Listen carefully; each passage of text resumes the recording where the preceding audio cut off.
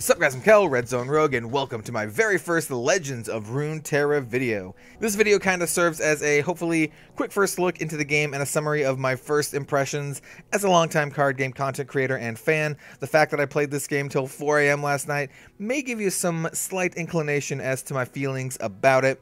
Before we get started with the gameplay, let's quickly go over some of the most important aspects about the game. Monetization. So this, is the splash screen. I have played, like I said, probably a little bit too much last night, but let's talk about the store first. So this game has a pretty unique monetization model when it comes to trading card games. Well, first of all, there's no trading. It's kind of more like Hearthstone or Shadowverse. Here you can purchase cards. You basically purchase straight up cards. These are wild cards, kind of like if you've played Magic Arena. You can use the wild cards to redeem them for cards in game, which is pretty cool. And you can buy these directly with money. These like the gold fist coins here, the gold riot coins here. These are like the real life money that you can purchase the currency and then use the currency to buy this stuff. And then there's also like a starter bundle. I think this is probably a pretty good value. I have not yet purchased it. I've not yet spent any money on this game, though that might change. One thing I want to note is there are no random packs. Like, you don't just buy, random booster packs. So there's not like a lottery, random pay-to-win kind of aspect to it. There's a little bit of a pay-to-win aspect because, you can dump all of your money and buy these wild cards. As you can see, I've earned some wild cards already just by playing through some of the tutorials and that kind of stuff. So let's start talking about that kind of stuff. So here we have the rewards screen. As you can see, I've already earned some rewards that I need to redeem, and I kind of saved that for this video. This is specific to a faction in the game, and there are several different factions. We got Demacia, the Freljord, Iona, Noxus, Piltover and Zon, Shadow Isles. These are all familiar if you've played League of Legends, or I guess Teamfight Tactics, and you can kind of pick which one you want to do. There is kind of like an introductory one where you just kind of get some random rewards. There was 5 levels to that, as you can see. 11 levels to that. As you can see, there are 5 out of 20 here for Demacia that I've been doing. But you can kind of pick which one you want. So like, I want to do Iona instead of Demacia. You can activate it and then start getting experience to this and earning these rewards. And I think it's really sweet because you can earn a lot of really good rewards just by playing the game, and you can kind of like tailor that to what you want. So I actually really like the monetization model for Legends of Runeterra. I think it's actually quite good, and you can kind of tailor it to what exactly you want to be doing without having to, buy 60 packs to try to get the one thing that you need, or buy 60 packs and then have to dust it all or whatever to try to craft the one card. You can just buy, I want to spend a little bit of money, maybe I want to make a Elise champion. I'm just going to buy a little champion card here. Just so you know how much it costs, 300 like riot bucks are, hold on, let's open up this menu. And we're going to sit at the load screen for a second and see. None of my information should be here. Yeah. Because I haven't actually entered any of it yet. So it's like $5 almost. $5 for 475 coins. So you can kind of extrapolate that from here. It's kind of expensive, but like I said, you can earn all of this just by playing the game. And you get a decent amount of experience as you play. Let's open up this silver chest and kind of give you an idea of what you get in here. Boom! So we got some, we got some common cards, a rare card here, and then 175 shards. These shards can also be used to craft cards. And let's go to the collection screen. I'll show you a little bit on how to, craft cards. These are the 3 starter decks that you get just for playing the game and doing the tutorial and all that kind of stuff. And then I made some incredibly good decks here. I use that. They're not good, basically. They're not good. I haven't crafted any cards or dug super deep into it yet because I just started playing the game, and I've just been doing a lot of like, learning how to play and learning like, the intricacies of the mechanics. But you can kind of craft the cards here, so you can go like, show unowned. I want to make Ezreal because he's pretty cool. I like Ezreal. And then you have to either use these shards, green crystal shards, or you can use a wild card to craft them. You can also spend your money on boards. The boards are not random. They're not like Magic the Gathering where you have like random boards or like Shadowverse. You have to purchase them. You do get the Summoner's Rift automatically. but you can purchase other boards if you would like. So you can tailor it to however you want. And then there's Little Guardian, very similar to Magic Arena. You have like a little jabroni that kind of just hangs out with you. You get the Poro to start with, and honestly, the Poro is probably the cutest one off the bat, though the T-Hex is pretty rad. A couple other things to note before we get into the gameplay. There are quests. These are like daily quests that you can complete. As you can see, I already completed a little bit of these here. You can re-roll them if you don't like them. 1,000 experience is quite a bit, actually, when you're, you know, going and trying to level up your Demacia path or whatever. 1,000 XP is quite a bit. Also, there is bonus XP for like PvP wins and that kind of stuff. There is also the weekly vault. This opens up on Tuesday, at least this time. The day might change. I'm not really sure. But you can level this up the same way you level up your like path. Like XP goes to both your vault and to your path, your region path. I don't know what you call this, but the progress towards your journey path region thing. I don't know. But gaining XP and playing the game, you know, are hand in hand, and you do get a lot just for playing, which is pretty good. Just for comparison's sake, you get about 100 XP for beating the AI. I'm not entirely sure how much you get for beating like a ranked game or something, because like I said, I have not crafted any cards yet, and my rank play is much to be desired. So we can hit play here. You can play versus player. You can pick a deck, you know, do you even lift? And then we can do like rank or normal. I would recommend beefing up your deck a little bit before jumping into ranked. And I imagine there's a lot of people already with like very optimized decks who are gonna like smack you around in normal. You can play versus the AI, which is actually pretty fun. The AI is not super smart. I've seen them do some pretty dumb stuff, but you can do that just to test out your deck or whatever. You can do expeditions, which are awesome. These are kind of like drafting, and I think the next video I do, it's going to be one of these, because you can kind of draft here. And you don't draft cards single, you draft 3 at a time, and then I think 2 at a time after this. But in any case, the first time I did this, I went 6-1, which is, I think, probably pretty good. This is my second run. I'm not going to start this yet. We'll do this in another video. So we're going to hit exit. And then there's also the tutorials. I would highly recommend you do all of the tutorials. It'll teach you a lot of intricacies in the mechanics and how to play, and all that kind of stuff. But let's just play a quick game versus the AI, just so you can see like some of the mechanics. Because if I play against a player, I'm gonna get spanked. So let's do the frenemies here, and we're just gonna hit play and jump into a game. Yeah, there we go. The main event versus Draven here. Like I said at the beginning, I have played a decent amount of League of Legends. I'm not a pro or anything. Like I said, gold tier casual, but I do like League of Legends, and I do like the universe here. We're gonna replace this. So we're gonna mulligan some cards here. I'm gonna go over the mechanics as we play, but I'm not gonna go super in depth on them because the game has a robust tutorial. But I'm gonna keep all of these, I think. It's very much like Hearthstone in terms of mulliganing. Ooh, Lux. So the champion cards in your deck, you do have a maximum of 6 champion cards in your deck, a maximum of 40 cards in the deck total. I think you can have 3 of each card.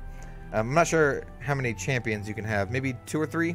I don't have any champions that I have 3 of. So I'm going to play this Legion Rearguard. Can't block. It's 3/2.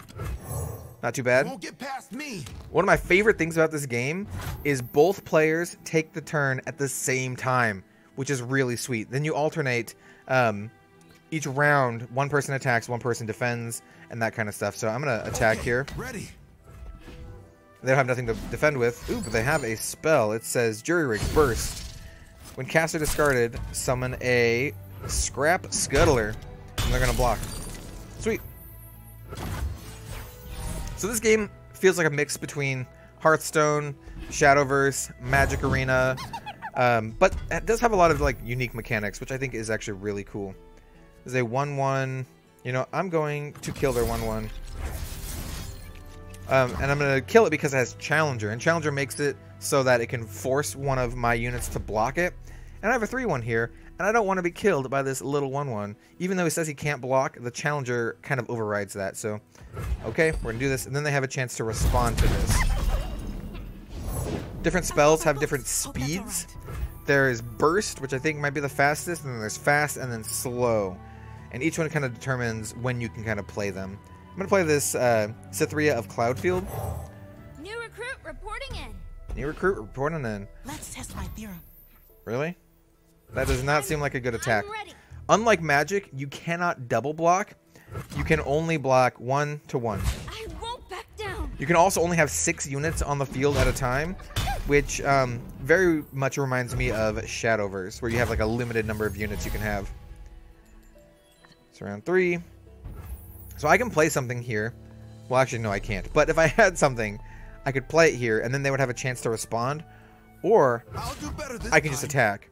And they don't have a chance to play any defenders unless I have a quick cast. Oh, yeah, they do. So they're going to play that little 1/1 dude and block my 3/1. That is acceptable. That is acceptable. And then they play this 1/2 that gets buffed up when they draw. We're just going to end the turn. Here you can see we get 1 mana per turn. Any unspent mana actually goes into the spell mana reserve here. And this is only used to play spells, which I can kind of, pardon me, I can kind of show off here. So they're attacking. I can defend, and then I can buff my dude, giving it barrier and +3/+0. And barrier basically is like divine shield from Hearthstone. It prevents the first damage that is dealt to it this round. Oops, here we go, barrier. Mouse over it. Come on, tooltip, you can do this. Whatever.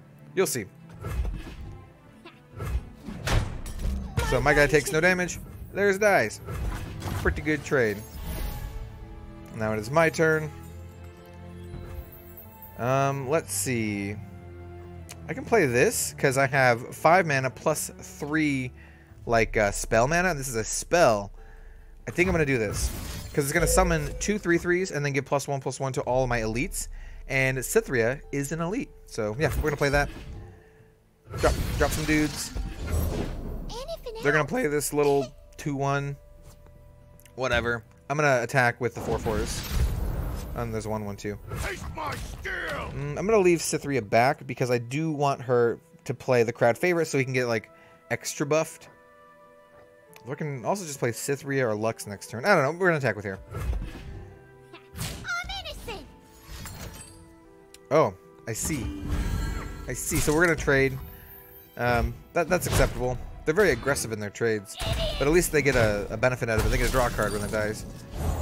Yo, the computer's emoting on me. Yo, I'm thinking. I learned that in class. Yo, I'm thinking. We've got a 2/1. That is acceptable. It is their turn now. Oh, dude, this guy's real good. Excuse me? They're attacking with their 2/1. I'll take it. I can take it. But now I can drop some stuff. So I think I'm going to play... Yeah, I think I'm going to play the House Spider. It's a 2/2. When it comes into play, you get a 2/1 Spider. And then I can play the crowd favorite, who comes into play, gets buffed up for all of our other units. And then next turn, I'll play Cytherea. And when you attack with her, she gives all of your other units a +1/+1 and fearsome. So let's do that. We're going to do like a big attack this turn.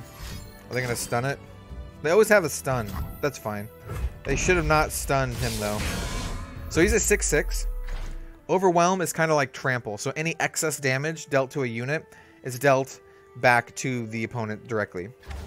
They should have stunned Cytherea, because Cytherea actually gives the rest of our team +1/+1. So you can either drag the units to attack individually, or I found this out yesterday. You can grab a unit and then swipe it, and then drag them all in. Oh, didn't get the spider. I'm attacking with the spider too. And so Cytherea should trigger, and everything will get pumped up. The order here actually matters. They do attack from left to right.